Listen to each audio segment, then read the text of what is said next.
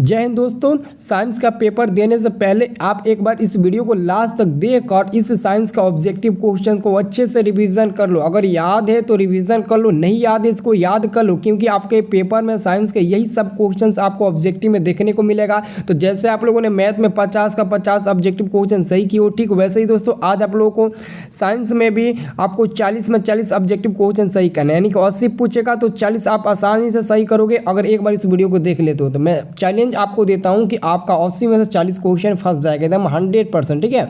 तो चलो मैं स्टार्ट करता हूं, ज़्यादा टाइम नहीं है, वीडियो को लाइक कर देना और जो लोग ग्रुप में नहीं जुड़े हैं ज्वाइन हो जाना। व्हाट्सअप ग्रुप का लिंक आपको मिल जाएगा डिस्क्रिप्शन बॉक्स में, ठीक है। अब देखो आपका क्वेश्चन है 211 नंबर के, कौन सा हाइड्रोकार्बन सबसे तरल यौगिक होता है। तो आपका आंसर हो जाएगा ऑप्शन नंबर ए मीथेन होता है। और कभी कभी मीथेन का अणु सूत्र पूछ देता है क्या होता है, तो CH4 आप लोग बता देना, ठीक है। जो भी क्वेश्चन पूछे आप लोग बता देना, ठीक है। अगला क्वेश्चन आपका 212 नंबर है। 212 नंबर भी क्वेश्चन कई बार पूछा जा चुका है कि संगमरमर का रासायनिक सूत्र क्या होता है।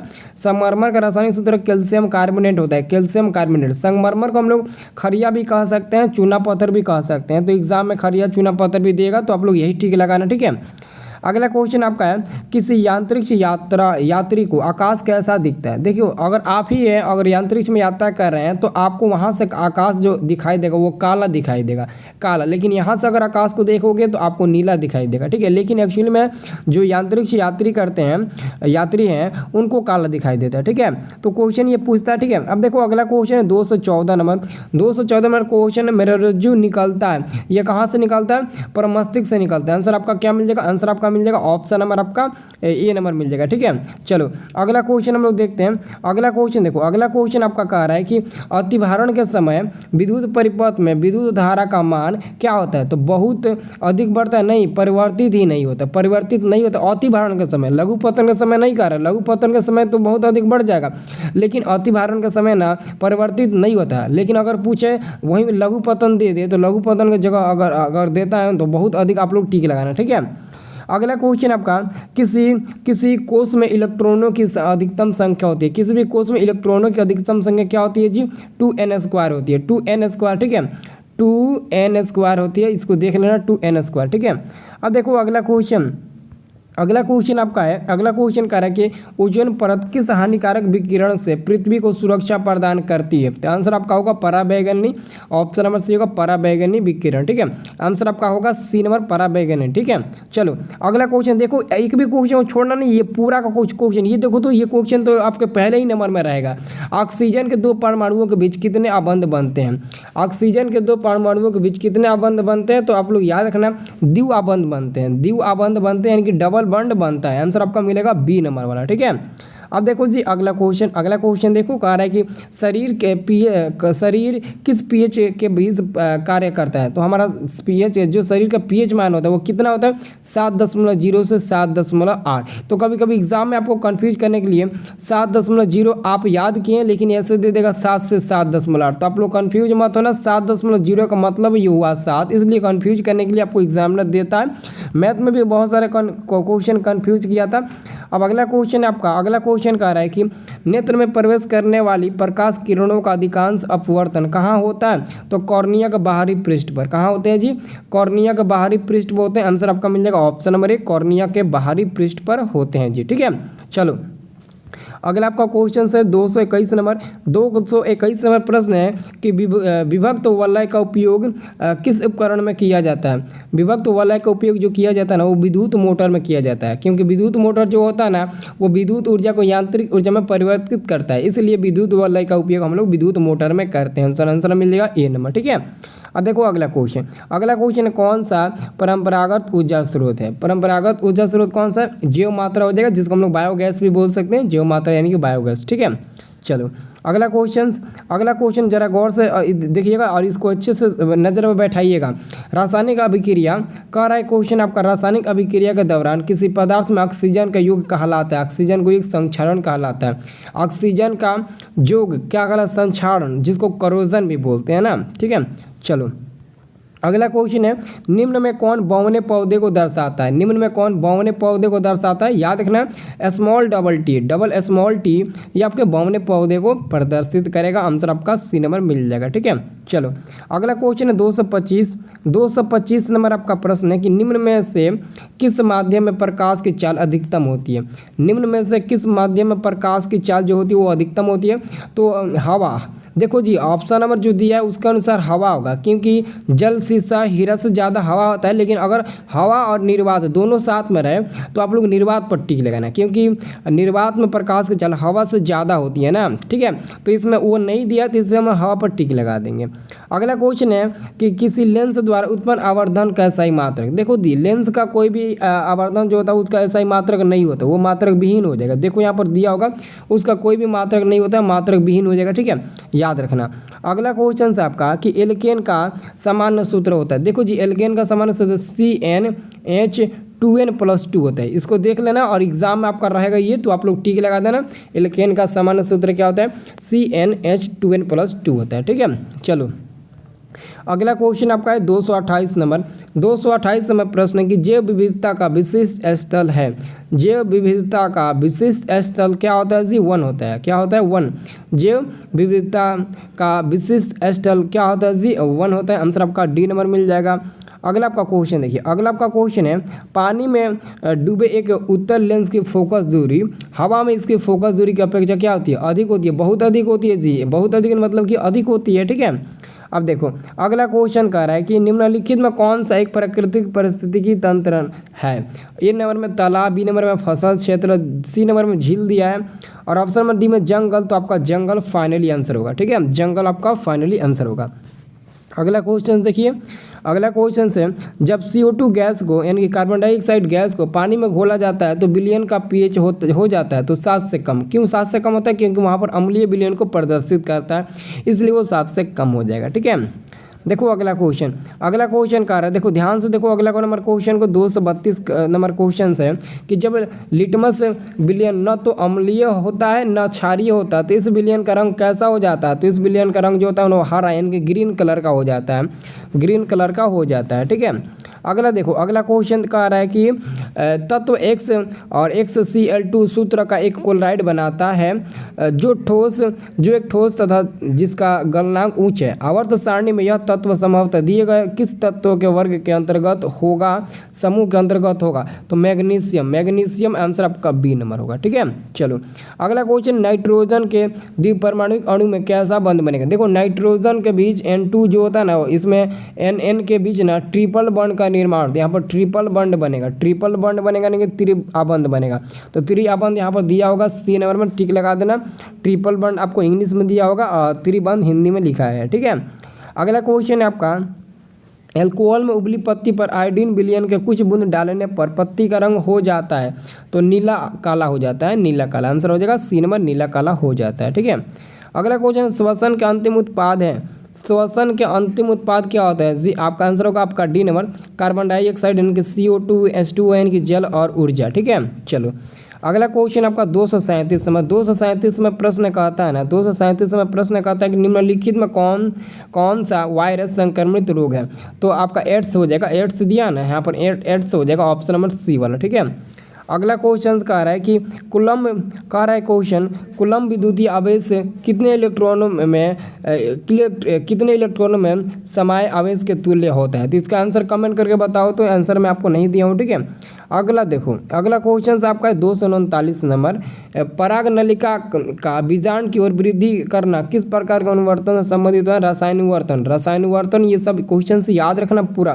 ठीक है, अब देखो ये तो क्वेश्चन काफ़ी हद से ज़्यादा इंपॉर्टेंट है। विरंजक चूर्ण का अणुसूत्र क्या होता है जी?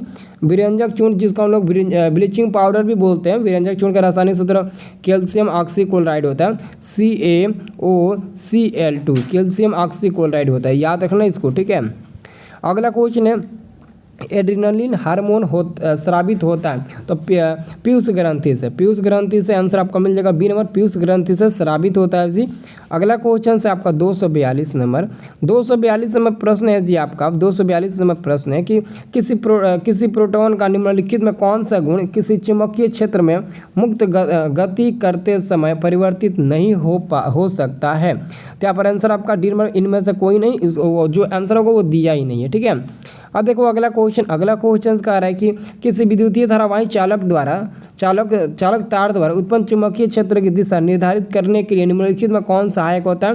तो दक्षिण हस्त नियम, ठीक है। दक्षिण हस्त नियम आप लोगों ने याद किया होगा, जैसे फ्लेमिंग का वाम हस्त नियम, फ्लेमिंग के दक्षिण हस्त नियम, और यहाँ पर कह रहा है कि दक्षिण हस्त अंगुष्ठ नियम, ठीक है। ये दूसरा नियम है ना, अलग नियम है।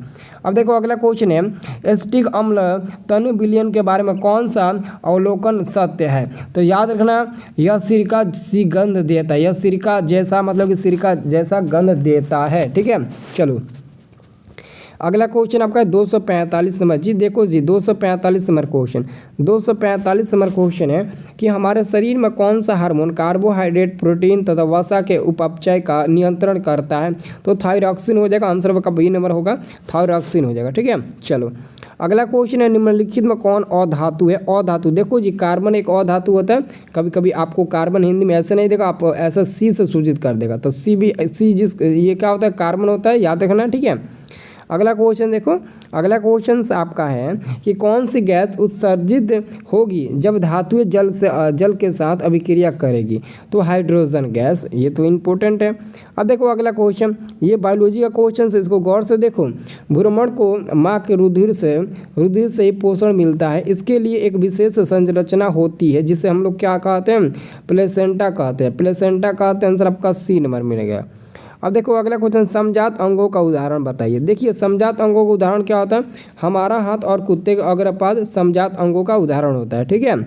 अगला क्वेश्चन है, एक पररूपी सौर सेल कितने विद्युत विभवांतर विकसित करती है? तो 0.5 to 1.0, यानी कि केवल 1, ठीक है। 1.0 का मतलब ये 1 वोल्ट, ठीक है। चलो अगला क्वेश्चन आपका है, अगला क्वेश्चन 251 नंबर है, विकास के आधार पर निम्नलिखित में से किसका शारीरिक अभिकल्प उत्तम है? तो आंसर आपका मिलेगा सी नंबर, मछली। क्या मिलेगा जी? मछली, सी नंबर वाला मिलेगा, सब लोग याद रखो, सी नंबर वाला मछली मिलेगा, ठीक है। मछली आपका सी नंबर वाला फाइनली आंसर मिल जाएगा। अब देखो जी अगला क्वेश्चन हमारा है, एक भूरे रंग का चमकदार तत्व एक्स को वायु की उपस्थिति में गर्म करने पर वह काले रंग का हो जाता है, तत्व एक्स का नाम बताइए। Cu होगा, कॉपर होगा, ठीक है। चलो अगला क्वेश्चन, कर्नाटक में जल संग्रहण स्थान को कहा जाता है? तो आहार कहा जाता है, आहार, आंसर आपका होगा सी नंबर, ठीक है। चलो निर्वात में प्रकाश की चाल क्या होती है? ये तो आंसर सबको आना चाहिए। निर्वात में प्रकाश की चाल 3 × 10⁸ मीटर पर सेकेंड होती है। क्या होती है? मीटर पर सेकेंड होती है, ये सबको आना चाहिए, ठीक है। चलो अगला क्वेश्चन से 255 नंबर, ग्लूकोज का विखंडन पाइरूवेट में होता है, यह प्रक्रम संपन्न होता है तो माइटोकॉन्ड्रिया में। यह जो प्रक्रम यानी कि प्रक्रिया जो संपन्न होती है वो माइटोकॉन्ड्रिया में ही संपन्न होती है, ठीक है। अगला क्वेश्चन, ग्लूकोज में कार्बन के कितने अणु होते हैं? तो 6 अणु होते हैं, ये प्रकाश संश्लेषण के क्रिया के दौरान हम आपको बताए थे।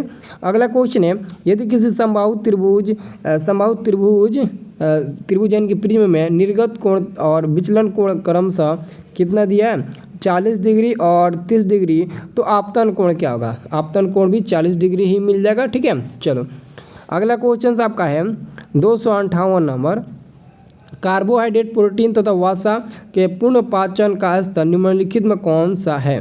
तो छोटी आंत होगा, छोटी आंत जिसको क्षुद्रांत भी बोलते हैं, छोटी आंत ये होगा, ठीक है।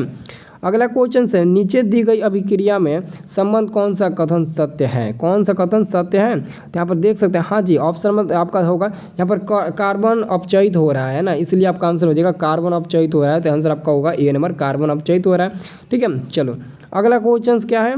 अगला क्वेश्चन आपका है, हाँ 200 यहाँ पर 60 नंबर क्वेश्चन है कि सामान्य दृष्टि वयस्क के लिए स्पष्ट दर्शन की न्यूनतम दूरी लगभग होती है। देखिए न्यूनतम दूरी 25 सेंटीमीटर बताया गया है, न्यूनतम दूरी कितना बताया गया है, 25 सेंटीमीटर बताया गया है, आप लोग याद रखना, ठीक है।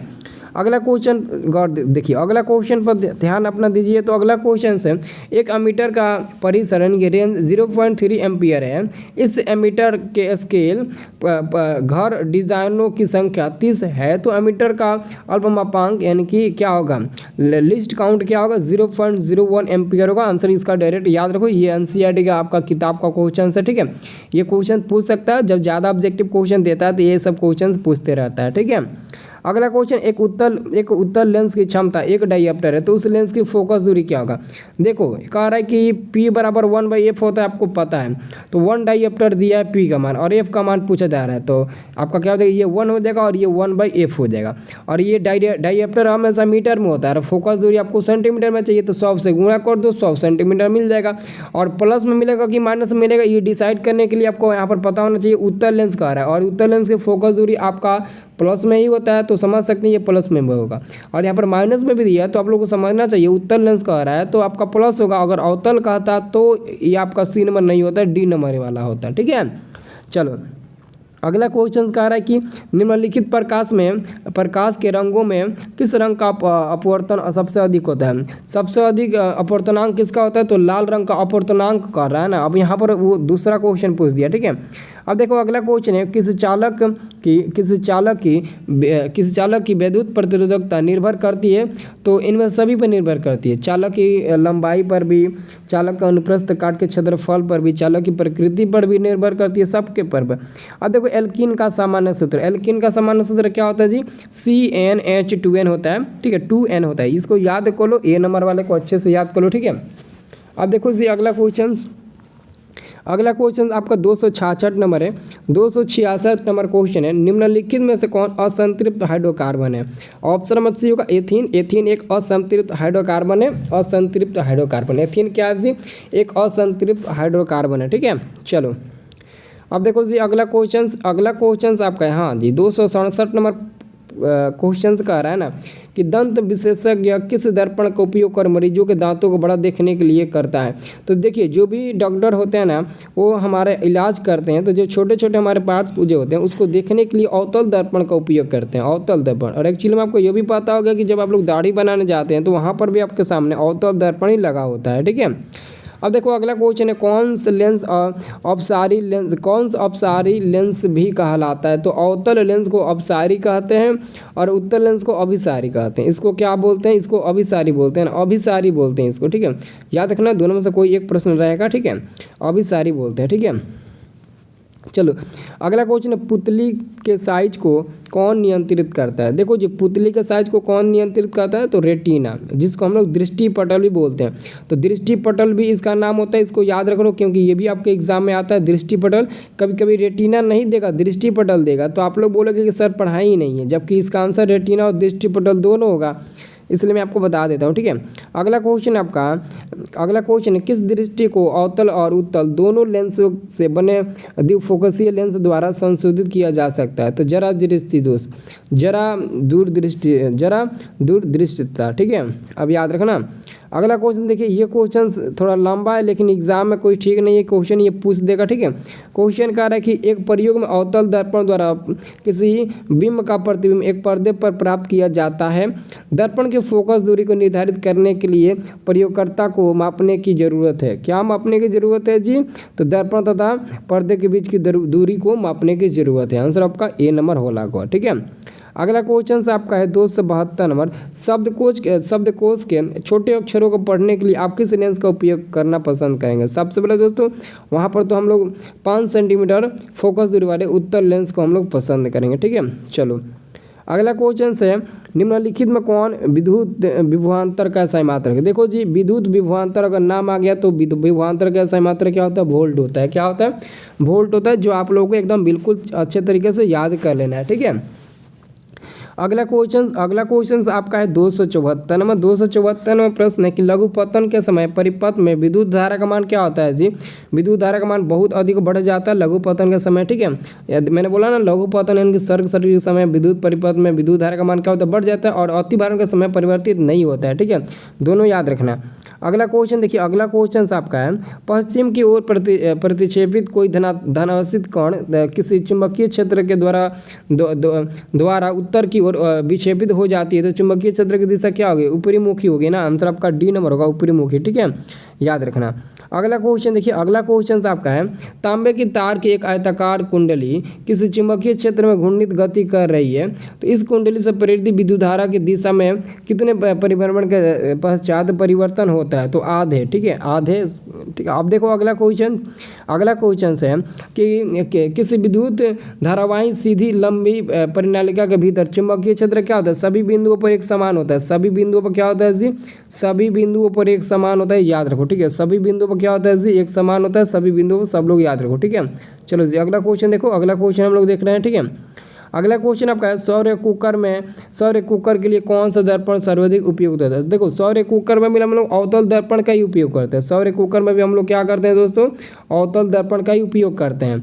क्यों, क्योंकि जैसे हम लोग हजामत बनाने में करते हैं वैसे ही यहाँ पर भी करते हैं। अब देखो अगला क्वेश्चन है चिपको आंदोलन का मुख्य उद्देश्य संरक्षित करना था। चिपको आंदोलन का मुख्य उद्देश्य वृक्षों को, ठीक है, संरक्षित करना था, तो वृक्षों को, ठीक है। अगला को नेक्स्ट क्वेश्चन देखिए, नेक्स्ट क्वेश्चन आपका है निम्नलिखित में किस विलयन का उपयोग दीवारों की सफेदी करने के लिए किया जाता है, तो कैल्शियम हाइड्रोक्साइड का होल्टवाइज जो बूझा हुआ चूना होता है, CaOH के होल्टवाइज जिसको हम लोग बूझा हुआ चूना के नाम से हम लोग जानते हैं, ठीक है।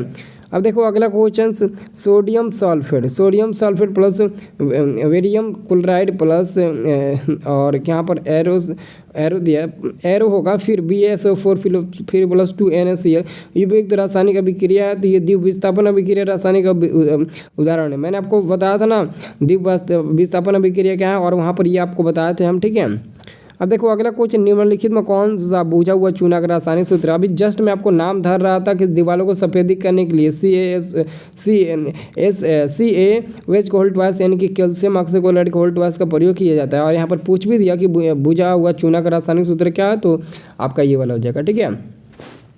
अब देखो अगला क्वेश्चन सोडियम कार्बोनेट जो सोडा है इसका रासायनिक सूत्र होता है सोडियम। ये पूछता है बोर्ड एग्जाम में, पूछता है कि सोडियम कार्बोनेट का सूत्र क्या होता है। कंफ्यूज मत होना, 7 से कम हो जाएगा क्योंकि ये अम्लीय को प्रदर्शित करता है। अगला क्वेश्चन है बॉक्साइट किस धातु का महत्वपूर्ण अयस्क होता है, तो एल्युमिनियम धातु का अयस्क होता है। बॉक्साइट एल्युमिनियम धातु का महत्वपूर्ण अयस्क होता है, ठीक है, सब लोग याद करना, ठीक है। अब देखो जी अगला क्वेश्चन से 285 नंबर कि लोहा एवं इस्पात को जंग से सुरक्षित रखने के लिए उन पर किस धातु की पतली परत चढ़ाई जाती है, जिंक की पतली परत चढ़ाई जाती है। आंसर आपका होगा डी नंबर, जिंक की, ठीक है। अगला क्वेश्चन 266 नंबर क्वेश्चन है कि किस रासायनिक यौगिक को गर्म करने पर प्लास्टर ऑफ पेरिस प्राप्त किया जाता है, तो याद रखना जिप्सन को जब हम लोग गर्म करते हैं ना तो प्लास्टर ऑफ पेरिस का निर्माण होता है, याद रखना।